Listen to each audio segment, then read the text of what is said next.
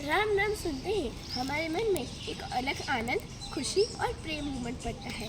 चैत्र मास की शुक्ल पक्ष की नवमी को ठीक दोपहर के समय पुनर्वसु नक्षत्र के दौरान भगवान श्री राम का जन्म होता है। साथ ही प्रकृति 16 कलाओं के साथ खिल उठती है। अगर मुझसे कोई पूछे कि भगवान श्री राम कौन थे, तो मैं उससे कहना चाहूँगी, भगवान श्री राम कोई 100 या 200 फिल्म के नायक नहीं है।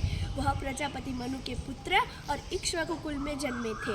और भगवान श्री राम की पीढ़ी में ऐसे ऐसे प्रतापी राजा हुए, महाराज पृथु के जिनके नाम पर से धरती का नाम पृथ्वी पड़ा, महाराज सगर के जिसके नाम पर से समुद्र का नाम सागर पड़ा, महाराज त्रिशंकु के जिन्होंने जीवित स्वर्ग जाने की इच्छा रचाई और जिनके लिए विश्वामित्र ने एक नए स्वर्ग का निर्माण किया, महाराज भगीरथ के जिन्होंने अपनी तपस्या से गंगा माता को धरती पे लाके मानव जीवन का कल्याण किया, इसलिए गंगा को भगीरथी भी कहा जाता है, महाराज चक्रवर्ती दशरथ के जिन्होंने देवासुर संग्राम में देवों की मदद करके असुरों का संहार किया, और उनके पुत्र शौर्य शिरोमणि परम पूज्य मर्यादा पुरुषोत्तम श्री राम है।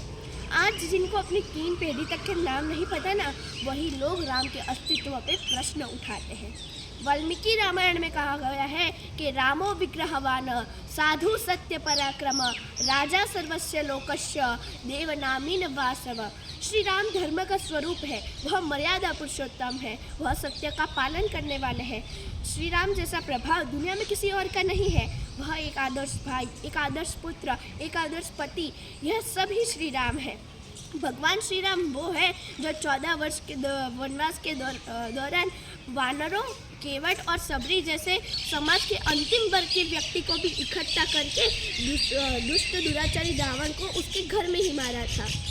राम भारत की आस्था है, राम भारत का आधार है, राम भारत का विधान है, राम भारत का विचार है, राम भारत की चेतना है, राम भारत का चिंतन है, राम भारत की प्रतिष्ठा है, राम भारत का प्रताप है, राम प्रभाव है, राम प्रवाह है, राम रीति भी है, राम नीति भी है, राम मित्रता भी है, राम निरंतर है, राम आग नहीं है, राम ऊर्जा है, राम विवाद नहीं है, राम समाधान है, राम सिर्फ हमारे नहीं है, राम तो सबके है, राम सिर्फ वर्तमान नहीं, राम तो अनंत काल है।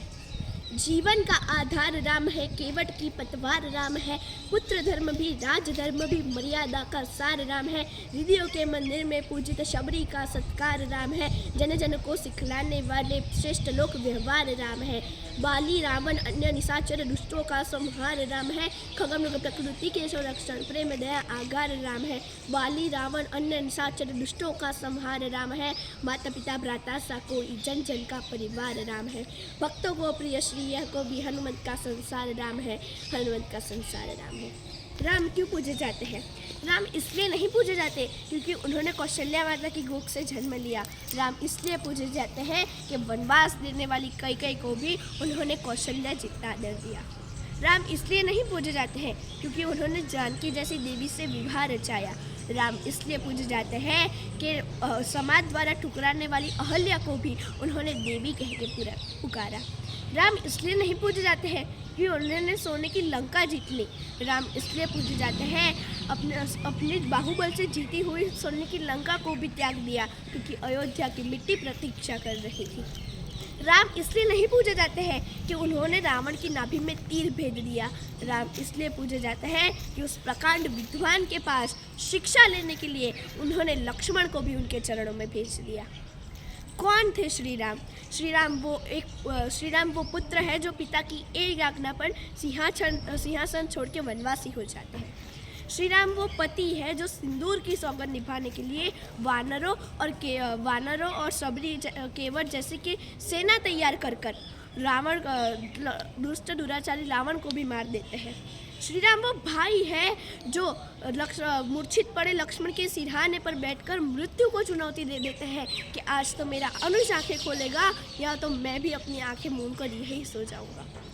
श्री राम वो राजा है जिनके नाम पर से हमारे भारत में राम राज्य की अवधारणा है। भगवान श्री राम वो राष्ट्रभक्त है जो अपनी बाहुबल से जीती हुई सोने की लंका को त्याग देते हैं क्योंकि अयोध्या की मिट्टी मिला रही है। हम बड़े सीधे साधे भोले भाले लोग हैं, लेकिन हमारे राम के बारे में और हमारे देश के बारे में बोल दोगे तो राम कसम बोलने लायक नहीं छोड़ेंगे। अपि स्वर्णमयी लंका न मे लक्ष्मण रोचते, जननी जन्मभूमिश्च स्वर्गा अपि गरीयसी। यानी भगवान श्री राम कहते हैं कि मेरे लिए लक्ष्मण, माँ और मातृभूमि से बढ़कर इस दुनिया में और कुछ नहीं है।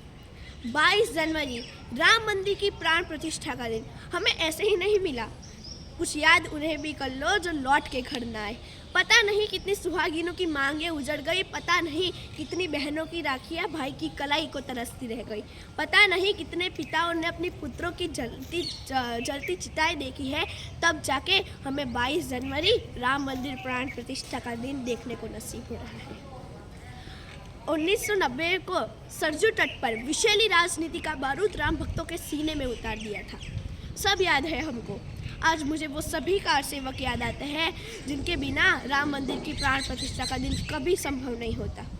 उन्होंने हमारे मन में राम मंदिर को फिर से बनाने का संकल्प जुटा दिया था, लेकिन ये शुभ दिन देखने के लिए आज वह खुद नहीं जीवित रहे। वो गिलहरी याद है ना, जो समुद्र में रेत झाड़ रही थी।